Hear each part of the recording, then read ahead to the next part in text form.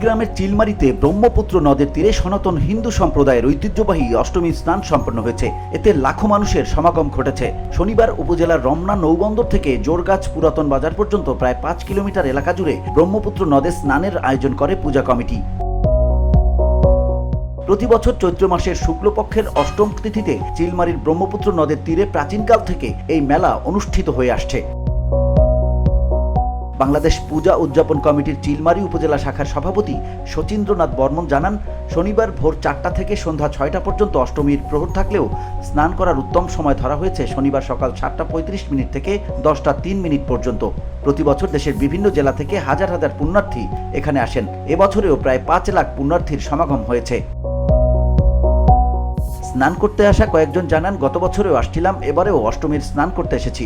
এবার শান্তিপূর্ণভাবে স্নান করলাম। গত বছরের তুলনায় এবার অনেক লোকজন। বসুন্ধরা, উত্তরা, বনশ্রী, কুড়িল ও বাড্ডা সহ রাজধানীর বিভিন্ন স্থানে অভিজাত ও অত্যাধুনিক মানের ফ্ল্যাট কেনার এক নির্ভরযোগ্য প্রতিষ্ঠান প্লেজেন্ট প্রপার্টিজ লিমিটেড। তাই আপনার স্বপ্নের আবাসনের জন্য আজই যোগাযোগ করুন।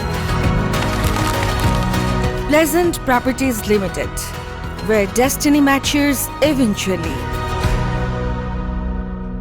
চিলমারি উপজেলা কর্মকর্তা জানান, অষ্টমীর স্নানকে ঘিরে অস্থায়ী পুলিশ ক্যাম্প স্থাপন করা হয়েছে। পুলিশের পাশাপাশি র্যাব, আনসার ও ভিডিপির পর্যাপ্ত সদস্য মোতায়েন ছিল। সেই সঙ্গে ঝুঁকিপূর্ণ স্থানগুলোতে পুলিশি টহল জোরদার করা হয়।